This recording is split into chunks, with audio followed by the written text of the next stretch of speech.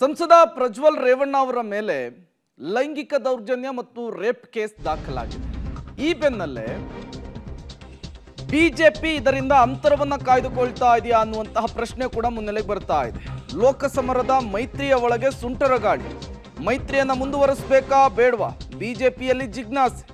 Pen drive ಪ್ರಕರಣ ದೋಸ್ತಿಗೆ shock ಮೇಲೆ shock. ಅಪ್ಪ ಮಗನ ಪ್ರಕರಣಗಳಿಂದ ಬಿಜೆಪಿಗೆ ತೀವ್ರ ಮುಖಭಂಗವಾಗ್ತಾ ಇದೆ. ಜೆಡಿಎಸ್ ಜೊತೆಗಿನ ದೋಸ್ತಿ ಬಗ್ಗೆ ಪಕ್ಷದಲ್ಲಿ ಕೆಲವರು ಅಪಸ್ವರವನ್ನು ತೆಗಿತಾ ಇದ್ದಾರೆ.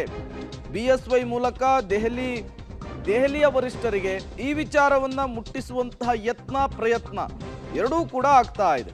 ನೋಡಿ, ಈ ಬಾರಿ ಶತಾಯಗತಾಯ ಕಾಂಗ್ರೆಸ್ ಅನ್ನ ಮಣಿಸಬೇಕು ಅನ್ನುವಂತಹ ಕಾರಣಕ್ಕೆ ರಾಜ್ಯದಲ್ಲಿ ಜೆಡಿಎಸ್ ಮತ್ತು ಬಿಜೆಪಿ ಮಹಾಮೈತ್ರಿಯನ್ನ ಮಾಡಿಕೊಂಡಿದ್ದು. ಮೊದಲ ಹಂತದ ಚುನಾವಣೆಗೆ ಒಂದು ದಿನ ಬಾಕಿ ಇರುವ ಬೆನ್ನಲ್ಲೇ ಅಶ್ಲೀಲ ವಿಡಿಯೋಗಳ ಹರಿದಾಟ ಜೋರಾಗಿತ್ತು.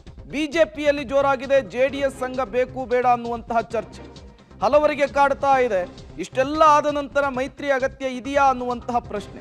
ಬಿಜೆಪಿ ನಾಯಕರಿಗೆ ಪ್ರಚಾರ ಕಣದಲ್ಲಿ ಕಾರ್ಯಕರ್ತರಿಗೆ ಮುಖ ತೋರಿಸಲಾಗದಂತಹ ಸನ್ನಿವೇಶ ನಿರ್ಮಾಣವಾಗಿದೆ. ದೋಸ್ತಿ ಬೇಡ ಅಂತೇಳಿ ಆರಂಭದಲ್ಲಿ ದನಿ ಎತ್ತಿದವರ ದನಿಗೆ ಈಗ ಇನ್ನಷ್ಟು ಬಲ ಸಿಗ್ತಾ ಇದೆ. ಜೆಡಿಎಸ್ ಜೊತೆಗೆ ಮೈತ್ರಿ ಬೇಡ ಅಂತೇಳಿ ವರಿಷ್ಠರಿಗೆ ಒತ್ತಡ ಹಾಕಲಿಕ್ಕೆ ಬಿಜೆಪಿಗರು ಚಿಂತನೆ ಮಾಡ್ತಾ ಇದ್ದಾರೆ. ತಿಂಗಳಲ್ಲಿ ನಡೆಯಲಿರುವ 6 ಪರಿಷತ್ ಚುನಾವಣೆಗೆ ದೋಸ್ತಿ ಬೇಡ ಅಂಥೇಳಿ ಕೆಲವರು ಚರ್ಚೆ ಮಾಡ್ತಿದ್ದಾರೆ. ಪೆನ್ ಡ್ರೈವ್ ಕೇಸ್ನಿಂದ ಮೈತ್ರಿಯ ಕ್ಲೈಮ್ಯಾಕ್ಸ್ ಹಂತಕ್ಕೆ ಬಂದು ಬಿಡುತ್ತಾ?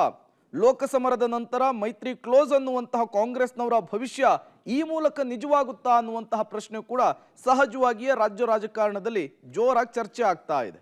ಕೂಡ ಅಮಿತ್ ಶಾ ಅವರು ಕುಮಾರಸ್ವಾಮಿ ಅವರು ಮಾತಾಡಿದ್ದಾರೆ. ಅದೇನ್ ಮಾತಾಡಿದ್ದಾರೆ ಅಂತ ಇನ್ನೂ ನಮ್ ಗಮನಕ್ಕೆ ಬಂದಿಲ್ಲ. ದೆಹಲಿಯಲ್ಲಿ ಆಗಿರೋದು, ರಾಜ್ಯದಲ್ಲಾಗಿಲ್ಲ. ಲೋಕಸಭಾ ಚುನಾವಣೆಗೆ ಆಗಿರೋದು. ಅದರಿಂದ ಕೇಂದ್ರದ ನಾಯಕರು ತೀರ್ಮಾನ ತೆಗೆದುಕೊಳ್ತಾರೆ. ರೇವಣ್ಣ ಅವರ ಬಂಧನ ಮಾಡಿರೋದು ಸರಿಯಾಗಿದೆ. 100% ಅವ್ರ ಮೇಲೆ ಕ್ರಮ ತೆಗೆದುಕೊಳ್ತೀರಿ, ಕಠಿಣ ಕ್ರಮ ತೆಗೆದುಕೊಳ್ತೀರಿ. ಗೆದ್ದ ಮೇಲೆ ನಮ್ಮ ಪಾರ್ಟಿ NDA ಇರ್ತೈತಲ್ಲ, NDA ಇಂದಾನೆ ನಾವು ಕ್ರಮ ತನಿಖೆಗೆ ಅವರು ಬಂಧಿಸಿದ್ದಾರೆ. ತನಿಖೆ ಸೂಕ್ತವಾಗಲಿ ಅಲ್ಲ, ಪ್ರಜ್ವಲ್ ರೇವಣ್ಣ ಅಂತೂ ಅರೆಸ್ಟ್ ಆಗಲೇಬೇಕು.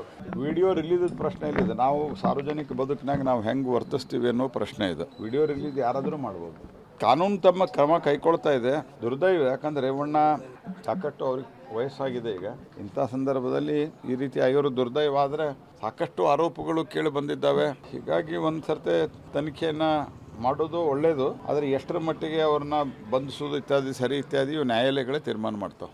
ಎಲ್ಲವನ್ನ ಮೋದಿ ಮಾಡಬೇಕು, ಎಲ್ಲವನ್ನ ಬಿಜೆಪಿ ಮಾಡಬೇಕು ಅಂದ್ರೆ ಕುರ್ಚಿಯಿಂದ ಕೆಳಗೆ ಇಳಿಯಿರಿ, ಮುಖ್ಯಮಂತ್ರಿ ಪಟ್ಟ ಬಿಡಿ, ಪರಮೇಶ್ವರ್ ಅವ್ರ ರಾಜೀನಾಮೆ ಕೊಡಿ, ಸಿದ್ದರಾಮಯ್ಯ ಅವ್ರ ರಾಜೀನಾಮೆ ಕೊಡಿ, DK ಅವ್ರ ರಾಜೀನಾಮೆ ಕೊಡಿ. ಮುಂದೆ ಏನ್ ಮಾಡಬೇಕು, ಸರ್ಕಾರ ಹೇಗೆ ನಡೆಸಬೇಕು, ನಮ್ಮ ಬಿಜೆಪಿ ಕೈಯಿಂದಲೇ ಮಾಡಿಸ್ಬೇಕಂದ್ರೆ ನಾವೇ ಮಾಡ್ತೀವಿ. ನೆನ್ನೆನೂ ಕೂಡ ಅಮಿತ್ ಶಾ ಅವರು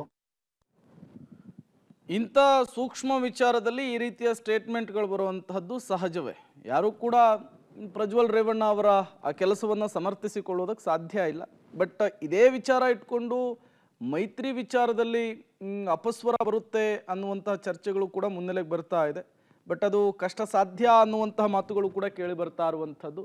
ಕಾರಣ HD ಕುಮಾರಸ್ವಾಮಿ ಅವರು ಯಾವಾಗಲೂ ಒಂದು ಮಾತನ್ನು ಹೇಳ್ತಾ ಇದ್ರು, ಯಾವುದೇ ಕಾರಣಕ್ಕೂ ಈ ನಮ್ಮ ಸ್ನೇಹ ಅಥವಾ ಈ ಮೈತ್ರಿ ಕೇವಲ ಈ ಚುನಾವಣೆಗೆ ಮಾತ್ರ ಅಲ್ಲ, ಮುಂದಿನ ಎಲ್ಲ ಚುನಾವಣೆಗಳಲ್ಲೂ ಕೂಡ ಇದು ಮುಂದುವರೆದುಕೊಂಡು ಹೋಗುತ್ತೆ ಅನ್ನುವಂತಹ ಮಾತುಗಳನ್ನು ಆಡ್ತಾ ಇದ್ರು. ಈ ಬೆಳವಣಿಗೆಗಳ ನಡುವೆ ಅಪಸ್ವರ ಮುನ್ನೆಲೆಗೆ ಬಂದಿದೆ. ಏನು ಮಾಡ್ತಾರೆ, ಏನೆಲ್ಲ ಬೆಳವಣಿಗೆಗಳಾಗುತ್ತೆ ಅನ್ನೋದನ್ನು ಕಾದು ನೋಡ್ಬೇಕು.